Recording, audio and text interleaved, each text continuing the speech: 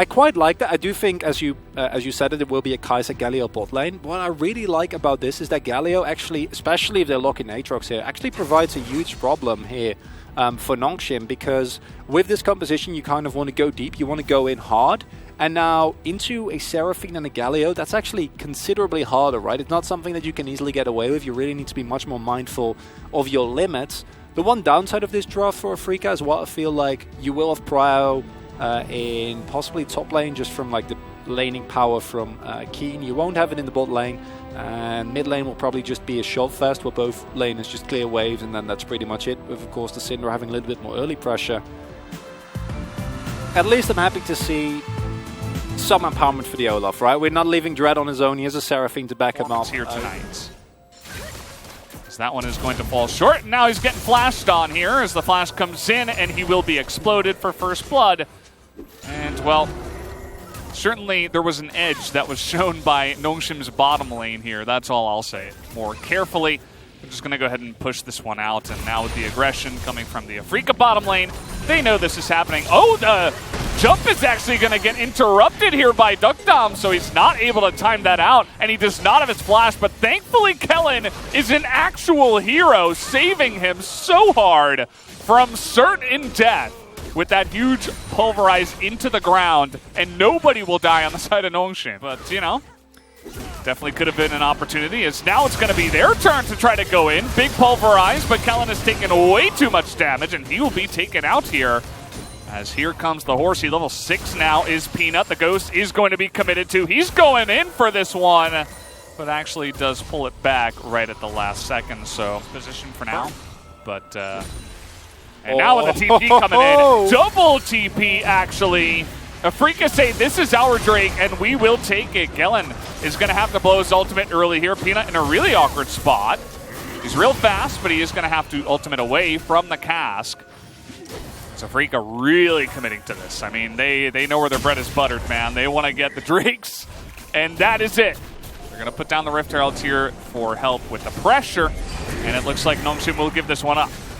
I mean, in terms of decisiveness, this is looking a lot better, but yet again, Afrika might end up paying for this in a macro sense. And where did they? You're already 2 Drakes up. That's the type of thing you need here, because while Afrika have been making the right plays in terms of dragons, they're still very far behind. Bay goes for the kill, and he burned his flash. So he's going to have some help from Peanut, but an easy Ragnarok just gets him dead. I mean, there's nothing that Peanut can do against that on the Hecarim, even if he had his ultimate. Team fight.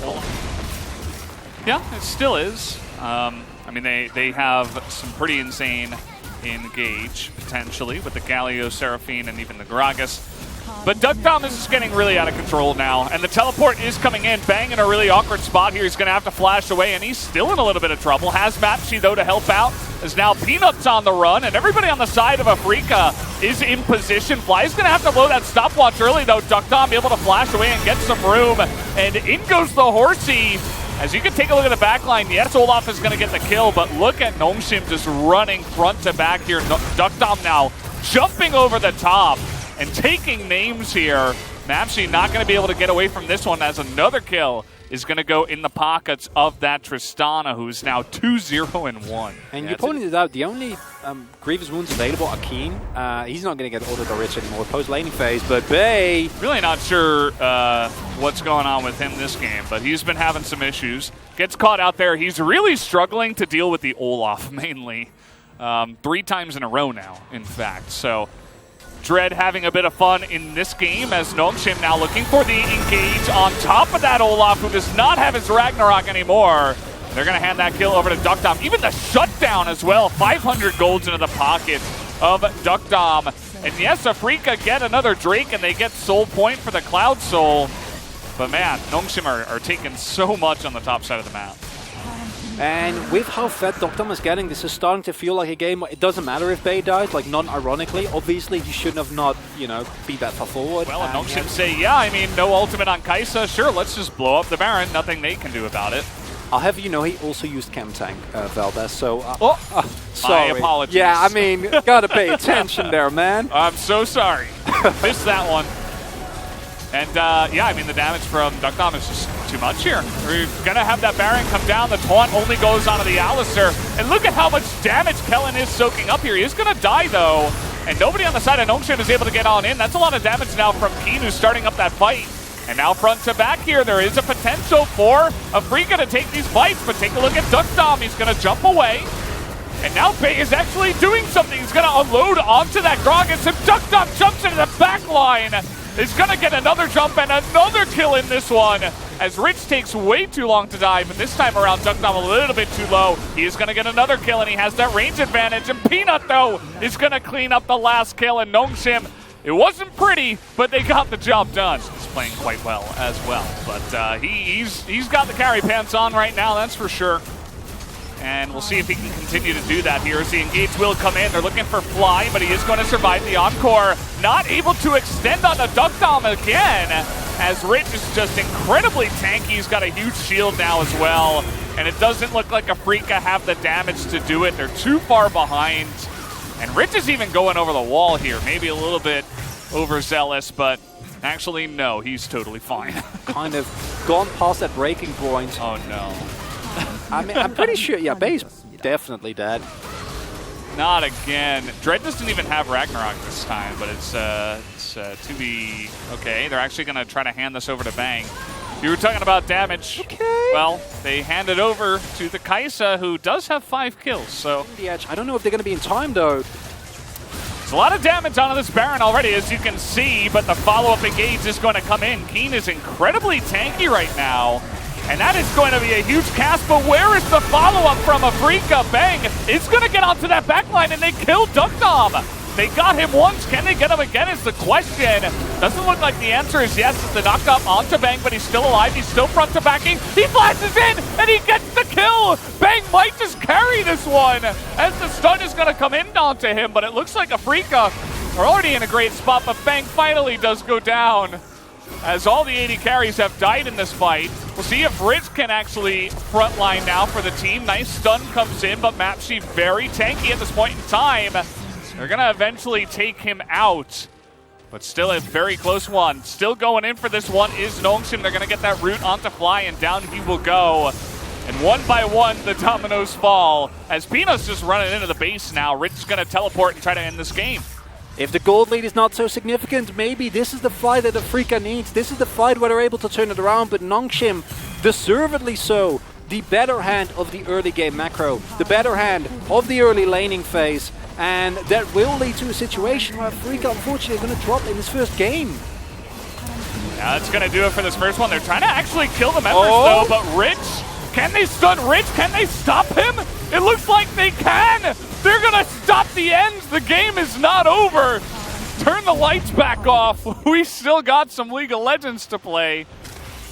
Oh no. Fly is going to spot him here. Can Keen and Fly actually stop him is the question.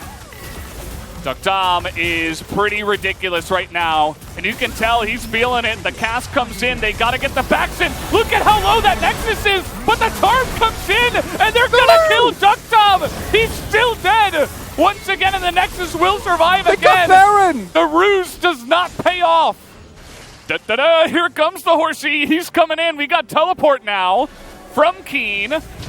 And now a teleport from the side of Nongshim. We're just trying to auto down the Nexus as we have double teleport coming in. But look at all the CC. This is not going the way that Nongshim would have hoped, as we got a couple of autos onto the Nexus, and that was about it. Rich is ridiculous, though. How is he 1v4ing right now on the Aatrox? He's finally going to go down, but I think the damage is done here. Let's see if Duckdom now can 1v3 alongside the inhibitor. The inhibitor respawns, and they can't take the Nexus. Oh my god, this game, Feldas. Like, we were hoping this, I was hoping this was going to be exciting, right? Because this is a key game for playoffs. Neither team can afford to lose this. Oh yeah, and Duckdom has that though. Yeah, he's... Oh my god. Cloud Drake is not takeable here by Afrika. No. If Duckdom hits the Nexus, like, it's gone. It's not a Syndra, it's not a tank hacker him, like, it's just straight up gone. You might just lose the game, right? right? Oh no, oh no. I don't know what he's doing out here. He does have the flash, though. He's taking way too much damage, and he's just going to die. That Encore desperate. And that's not what you're looking for. You're up Can against be how it Baron now. ends. And I think Nongshim can just push in and try to end this one. That can't be it. Oh no.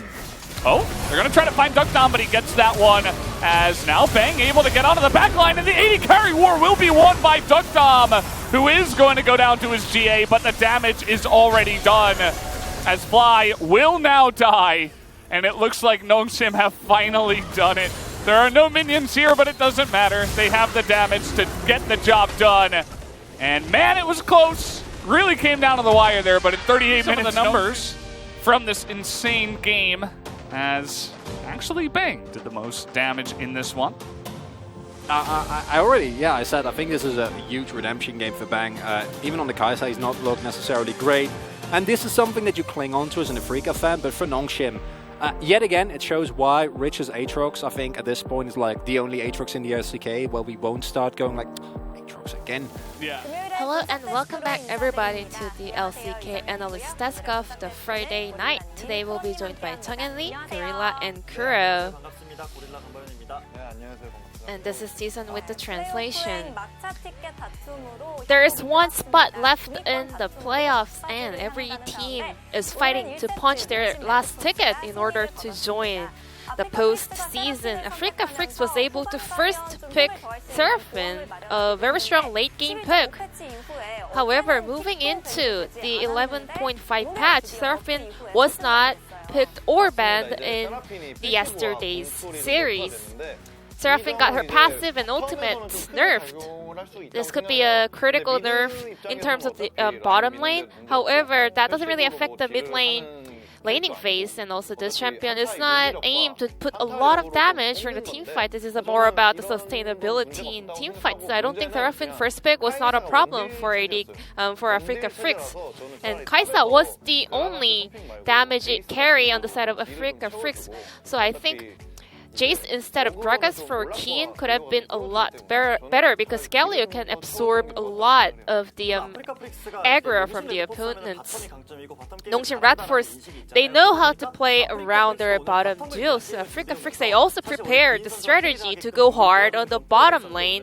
And Keen, this time around, he didn't play his original playstyle playing around the map with Dread. But this time around, they wanted to play around the bottom lane, but Nongshim had a very strong kind of matchup in the bottom lane, and also there was an accident happened for Napsi as well. So they reached this point where they could not get an access to that Tristana.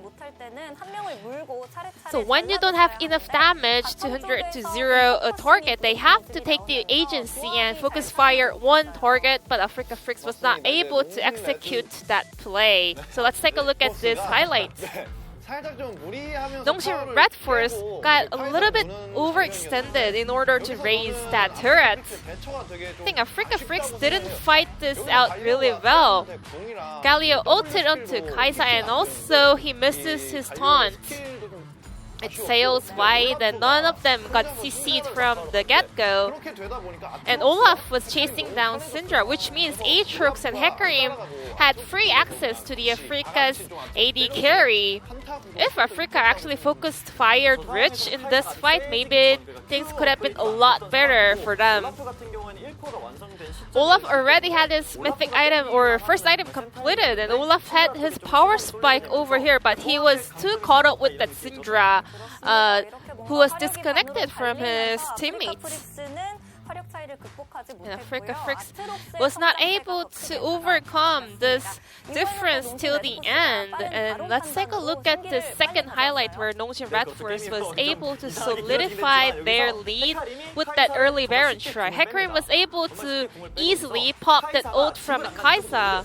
And Kai'Sa, it's been a while since she actually found her reset, so she went back to base and purchased some items. So they started off the Baron immediately. And Alistar actually, because Olaf only had Ghost, Kellen was man-marking Dread in this team fight. And even though Alistar did get caught from the beginning, that Scatter the Whip was able to find the backline very effectively. So even though Gragas went in for body slam and flash combo, he had no follow-up from his damage carries. And then Aatrox doesn't die And then Hecarim re-engages, and Dokdam was able to reset his jumps over and over. Maybe a picture-perfect teamfight played by Dokdam on Tristana.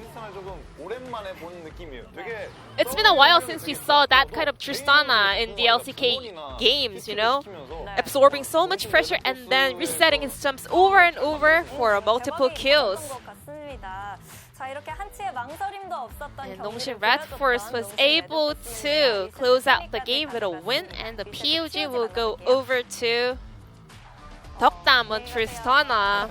He was saying farewell in the mic check over and over in this game, and indeed that was a farewell message for Africa, maybe to their playoff hope. And here as well, level 1 cure easily secured by Tristana. Dokdam knows when he should jump back, and when he realizes that he's in a safe spot, he knows how to jump back forward and dive onto the opponent. And I was also really impressed that he actually built Guardian Angel as his third item. Because he knew that the opponents had their eyes on Tristana, and even if he dies for a moment, Aatrox can also compensate the missing damage.